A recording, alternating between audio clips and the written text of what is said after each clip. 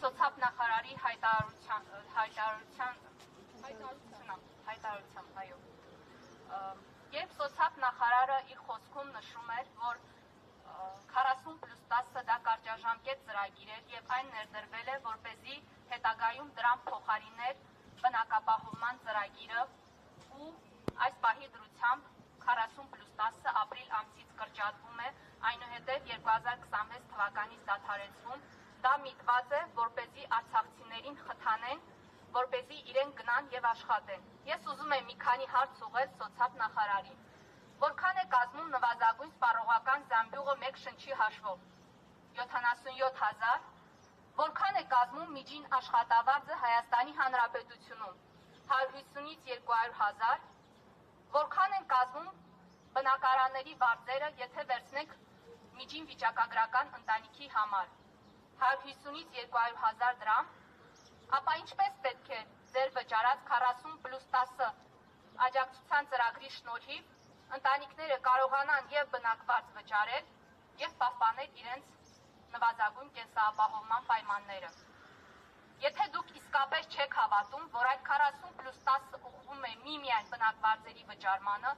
ապա ես ձեզ մի առաջարկ ունեմ։ Եկեք դուք պայմանագիր կնքեք տանտերերի հետ եւ մեզ պետք չէ ձեր 40+10-ը։ Միանգամից վճարեք տանտերերին։ Բազմիցս հասարակական կազմակերպությունները ձեզ դիմել են տարբեր առաջարկներով, նշել, որ ձեր մշակած բնակապահովման ծրագիրը չի բավարարում տեղահանվածների կարիքները։ Դրա առաջին ձախողման պատճառներից մեկն այն է, որ սերտիֆիկատների գումարը չափազանց փոքր է, այն չի համապատասխանում բնակարանների շուկայական գներին։ Ասում եք մինչև 5 միլիոն դրամ սերտիֆիկատի գումար եք տալիս։ Եկեք ես ձեզ մի առաջարկ ունեմ։ Մենք այդ 5 միլիոնը ձեզ ենք տալիս, դուք գնացեք ձեր այդ սահմանամերձ բնակավայրերում եւ բնակարան գնեք եւ աշխատեք։ Ինչպես եք մարդկանց ուղարկում սահմանամերձ գյուղեր, եւ սահմանամերձ գյուղում բնակվող տեղացին անգամ ինքը չի կարողանում գտնել աշխատանք։ Արդյոք ներդրել եք որևէ զբաղվածության ծրագիր կամ համայնքներում մարդկանց բնակեցնելու որևէ ծրագիր, երբ մարդկանց ուղարկում եք այնտեղ։ Հաջորդ խնդիրը այն է, որ ծրագիրը չի ներառում խոցելի խմբերին։ Ասում եք, որ կրճատում եք թողնելով անչափահասներին, թոշակառուներին, հաշմանդամներին։ Ես ձեզ մի հարց ունեմ։ Ինչ անի միջև կենսաթոշակային տարիքի հասած բռնի տեղահանվածը, երբ որ դիմում է ցանկացած վայր աշխատանքի, փնտրում են բարետես արտաքինով միջև 35 տարեկան որևէ անձի։ Ինչպես եք դուք պատկերացնում, չունենալով աշխատանք, պետք է համ գոյատևի, համ բնակարանի վարձ մուծել։ Երբ նույնիսկ ձեր այս կրճատված ծրագրի շահառուն չի հանդիսանում այդ անձը։ Հաջորդ խոցելի խումբը դա պայթյունի զոհերն են, ովքեր կորցրել են իրենց կերակրողին, այս պահին չունեն որևէ կարգավիճակ, չեն կարողանում աշխատել, որովհետև ունեն մանկապարտեզներում իրենց երեխաներին տեղավորելու խնդիր։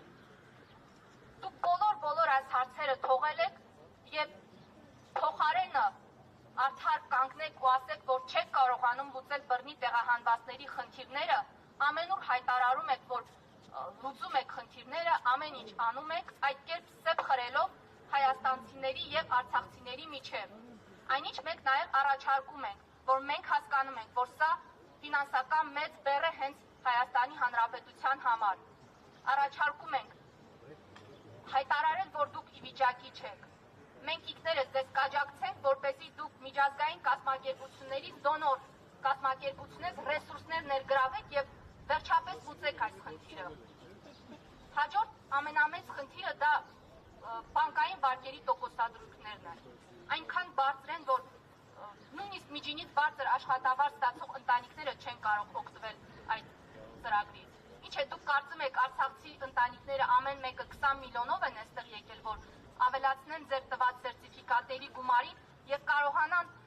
որևէ բնակավայր գտնել, որտեղ եւ կարողանում են ինչ-որ զբաղվածություն ապահովել։ Այնպես չի, որ բռնի տեղահանվածները երազում են Երևանում բնակվելու մասին։ Չգիտես ինչու դա էլ է այդպես ներկայացվում։ Ստիպված են Երևանում բնակվել, որովհետև միայն այստեղ են կարողանում որևէ աշխատանք գտնել։ Սա ոչ միայն լուրջ սպառնալիք է արցախցիների բռնի տեղահանվածների համար, այլ լուրջ սպառնալիք է հենց Հայաստանի դեմոգրաֆիկական աճի տվյալների համար։ Ուստի մենք խնդրում ենք, որպեսզի սոցիալ նախարարության բարձրաստիճան պաշտոնյաներից որևէ մեկը իջնի եւ պատասխանի մեր հարցերին, որովհետեւ լինելով 15,000-անոց կանանց խմբի համակարգով, ամենաշատը շփվելով բռնի տեղահանվածների խնդիրների հետ, մեզ հետ որևէ քննարկում չի արվել։ Ամենուր ներկայացում է, որ ծրագրերը մշակվում են բռնի տեղահանվածների կարիքները գնահատելով, ամենօրյա շրջայց են կատարում համայնքներում եւ հետո մշակվում, չգիտես ինչու ամենաակտիվ ՀԿ-ները, ովքեր զբաղվում են տեղահանվածների խնդիրներով, տեղյակ չեն։ Իսկ ես կարող եմ ասել, որ դուք տեղյակ եք մեր հասարակական կազմակերպության մասին, որովհետև դուք մի անգամ մեզ հրավիրել եք տեղահանումից հետո, որտեղ մենք բարձրաձայնել ենք, որ ձեր ծրագրերը կարիքահեն չեն, որից հետո դուք այլևս մեզ չեք հրավիրել։ Ինչ կարող եք մտածել։ Մտածել, որ դուք քննարկում եք այն անձանց հետ, ովքեր տեղյակ չեն խնդրին կամ գուցե լուր կհամաձայնվեն ձեր ասածների հետ, որովհետև իրականությունը այն է, որ ձեր ծրագրերը իսկապես չեն համապատասխանում բռնի տեղահանվածների կարիքներին։ Դուք չեք կատարում կարիքների գնահատում, այլապես ձեր զբաղվածության ծրագիրը եւս ձախողված չէր լինի։ Այլապես այս պահին 25,000 զբաղված ընդամենը չէին ունենա, մարդիկ շարունակաբար աշխատանք չէին փնտրի, ոչ իրենց մասնագիտություններով չէին աշխատի, ստիպված մի քանի տեղ չէին աշխատի։ Սպասում ենք ձեր արձագանքին։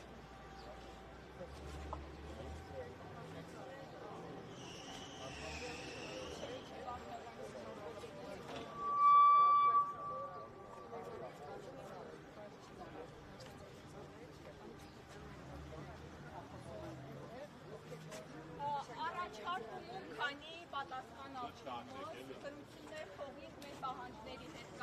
կապված սոցիալ նախարարության աստիճաններին։